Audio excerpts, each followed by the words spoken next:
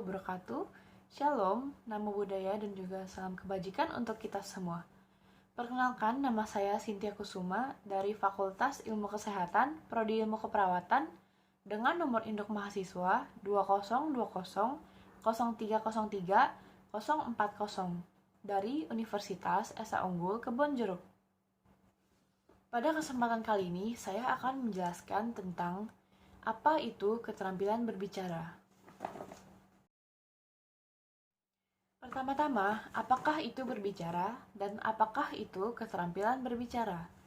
Pada hakikatnya, berbicara merupakan ungkapan pikiran dan perasaan seseorang dalam bentuk bunyi-bunyi bahasa.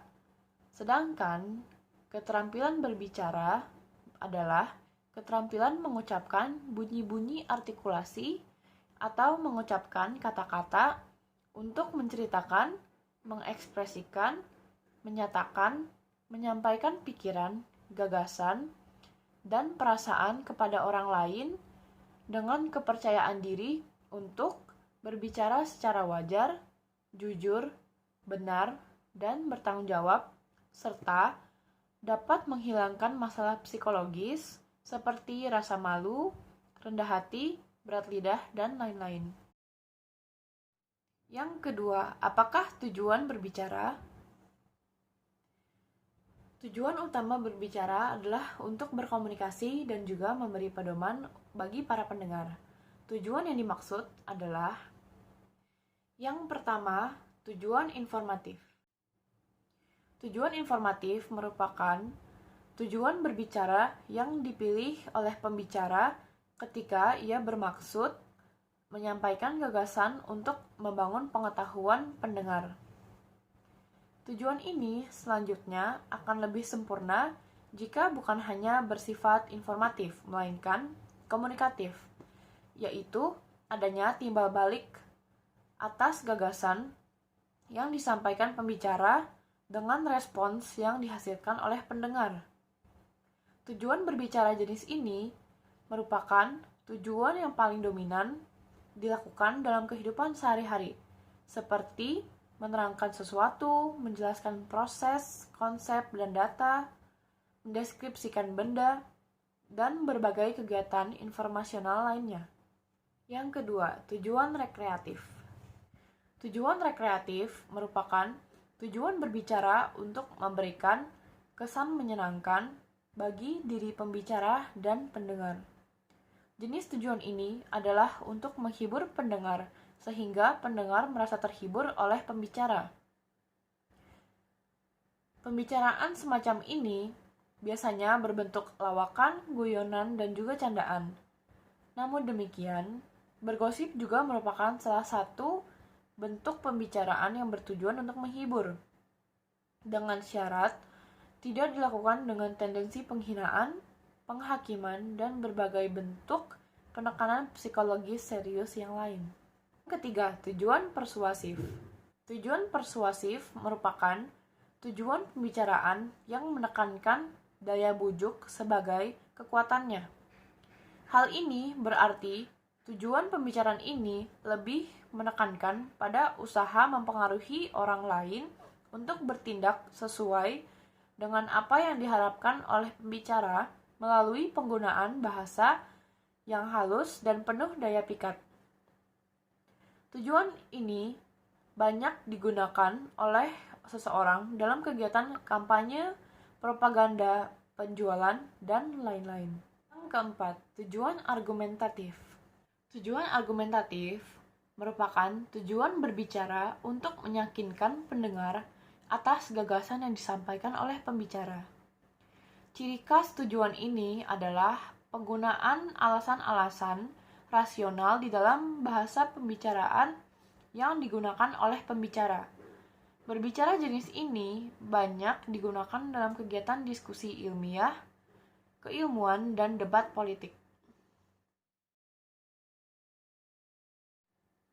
Berikutnya, apakah manfaat dari keterampilan berbicara? Manfaat dari keterampilan berbicara yaitu yang pertama, komunikasi dengan antar individu maupun kelompok menjadi lebih efektif. Yang kedua, melancarkan pertukaran informasi. Yang ketiga, menambah kepercayaan diri. Yang keempat, menambah karisma dan wibawa. Yang kelima, salah satu faktor mempermudah memperoleh pekerjaan. Dan yang keenam, menambah level nilai diri sendiri. Yang terakhir, bisa mendapat kepercayaan dari masyarakat. Apakah prinsip pembelajaran berbicara? Prinsip-prinsip pembelajaran berbicara ialah yang pertama, pembelajaran berbicara harus ditujukan untuk membentuk kematangan psikologis anak dalam hal berbicara. Yang kedua, pembelajaran berbicara harus melibatkan anak secara langsung berbicara dalam berbagai konteks. Yang ketiga, pembelajaran berbicara harus dilakukan melalui pola pembelajaran interaktif. Yang keempat, pembelajaran berbicara harus dilakukan sekaligus dengan membekali strategis berbicara. Yang kelima, pembelajaran berbicara harus pula dilakukan seiring dengan pengukuran kemampuan berbicara secara tepat melalui praktik langsung. Yang keenam, kemampuan berbicara anak hendaknya diukur dan dipantau oleh guru secara berkesinambungan.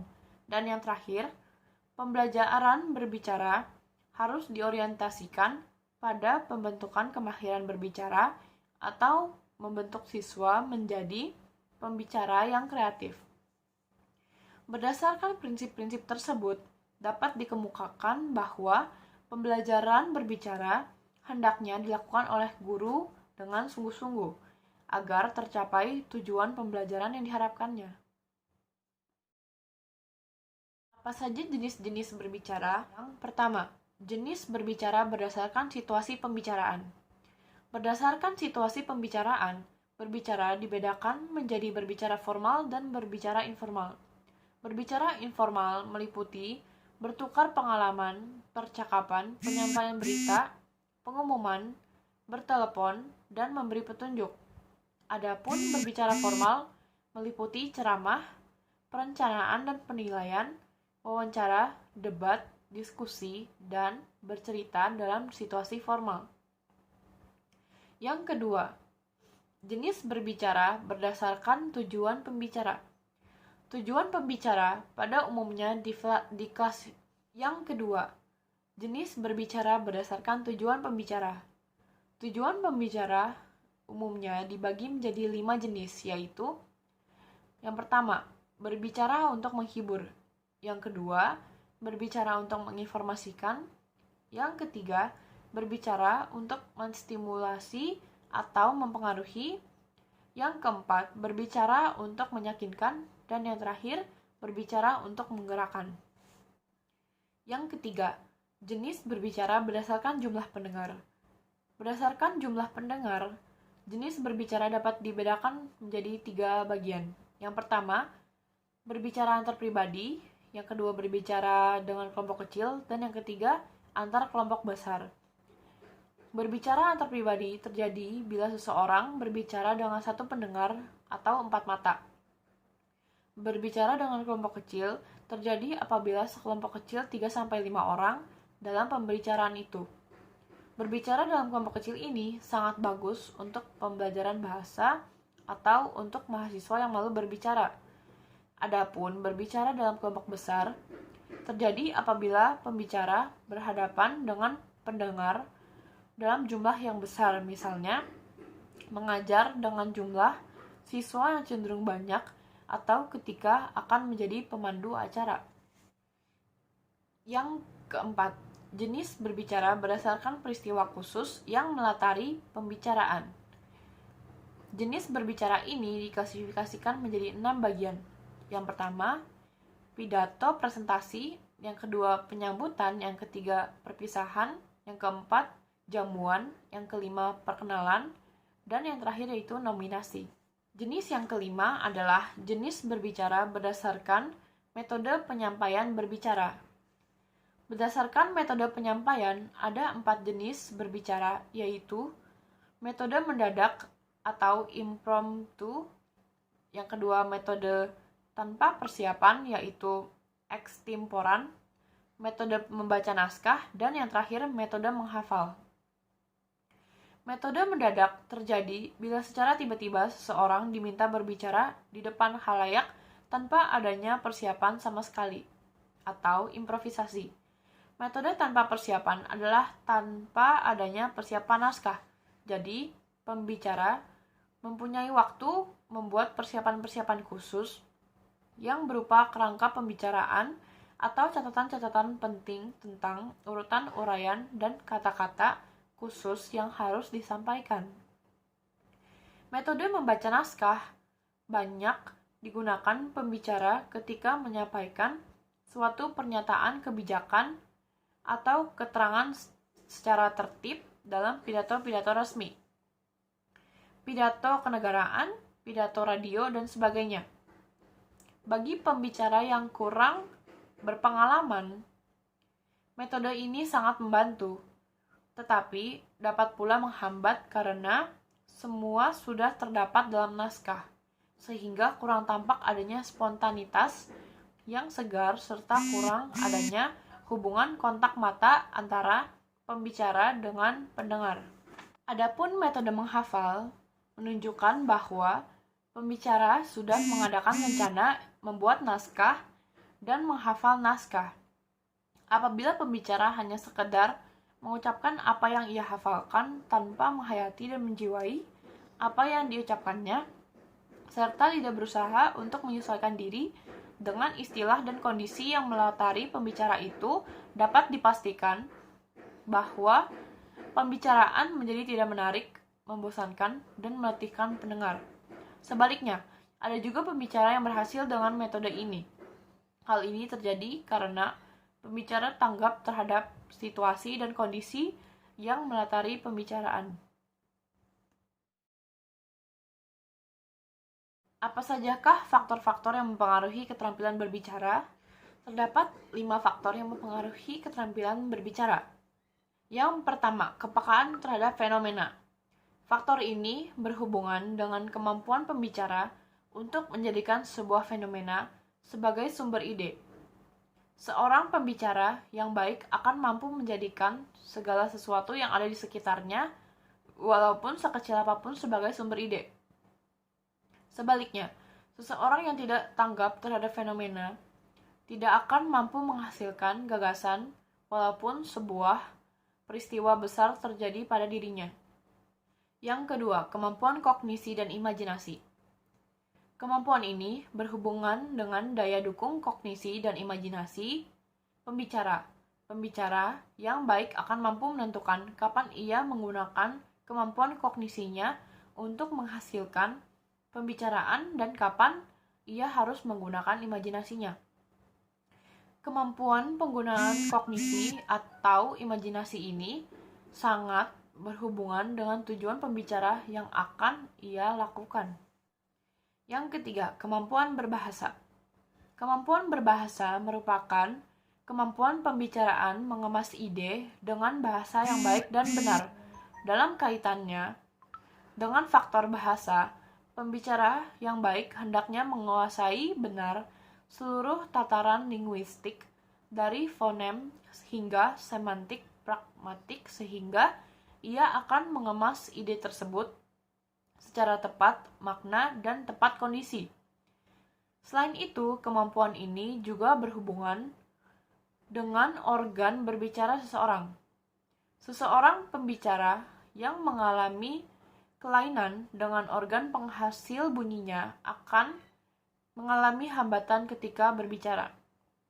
Misalnya, seseorang yang cadel akan kesulitan melafalkan huruf R, sehingga tuturan yang dihasilkannya menjadi kurang sempurna. Yang keempat, kemampuan psikologis. Kemampuan psikologis berhubungan dengan kejiwaan pembicara, misalnya keberanian, ketenangan, dan daya adaptasi psikologis ketika berbicara.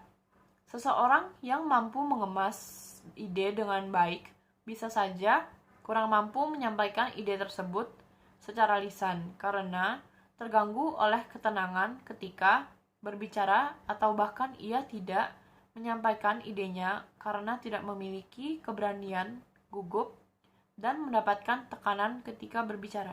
Yang kelima yaitu kemampuan performa. Kemampuan performa lebih berhubungan dengan praktik berbicara. Seorang pembicara yang baik akan menggunakan berbagai gaya yang sesuai dengan situasi, kondisi, dan juga tujuan pembicaraannya. Gaya juga berhubungan dengan perilaku ketika seseorang melakukan pembicaraan seperti ekspresi, kesanggupannya membangun komunikasi interaktif, dan bahkan berhubungan dengan penampilan pembicara saat berbicara. Apa saja faktor-faktor penunjang keefektifan kebahasaan dan non-kebahasaan berbicara? Menurut Iskandar dan Dadang, ada beberapa faktor penunjang keefektifan kebahasaan dan non-kebahasaan berbicara. Faktor-faktor kebahasaan sebagai penunjang keefektifan berbicara yaitu ketepatan ucapan, penempatan tekanan, nada, dan durasi yang sesuai, pilihan kata atau diksi, ketepatan sasaran pembicaraan. Ada pula faktor-faktor non-kebahasaan sebagai penunjang keefektifan berbicara yaitu yang pertama, sikap yang wajar, tenang, dan tidak kaku. Yang kedua, pandangan harus diarahkan kepada lawan berbicara.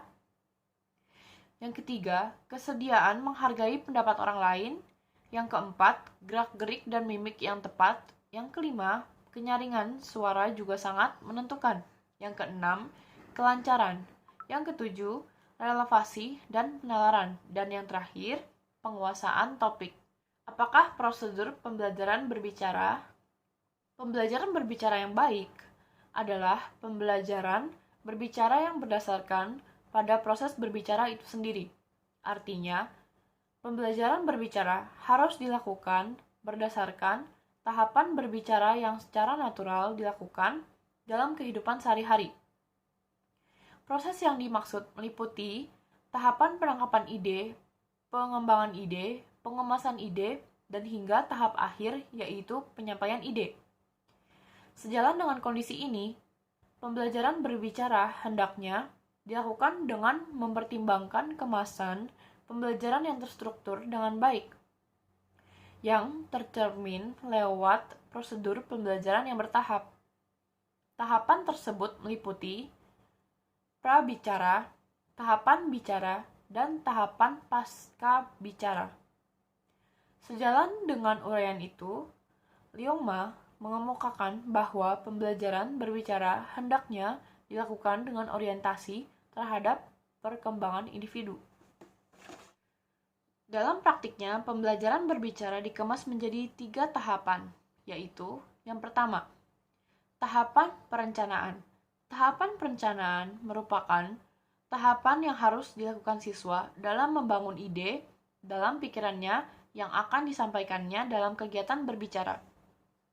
Siswa harus dibiasakan untuk memanfaatkan berbagai situasi berbicara dalam kehidupannya sebagai sumber ide baginya untuk berbicara.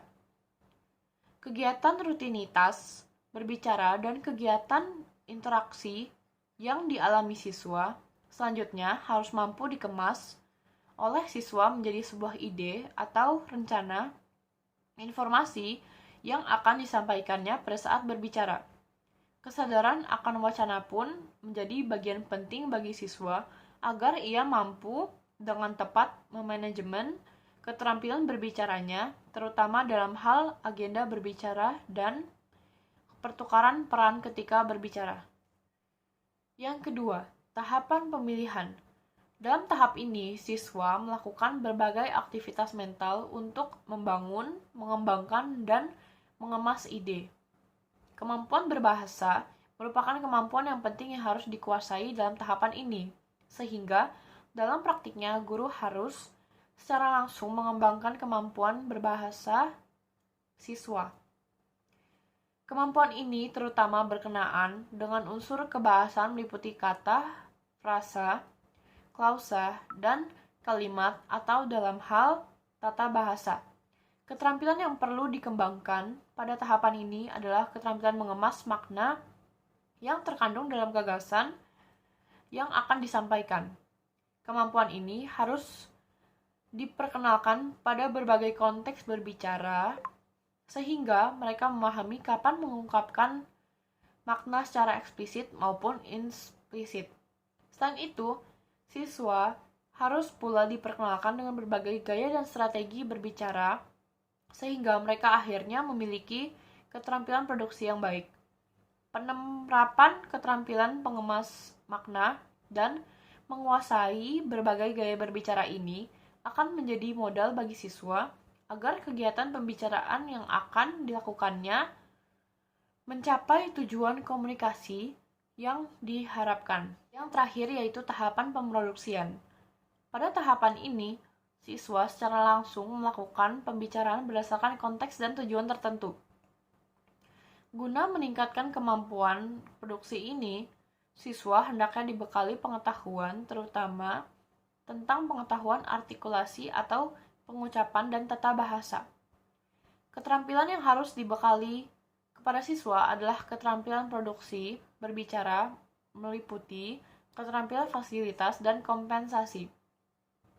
Pembicara dapat memfasilitasi produksi ujaran mereka dengan menyederhanakan struktur atau dengan menggunakan elipsis, memformulasikan ekspresi, dan penghilaan kesan ragu-ragu.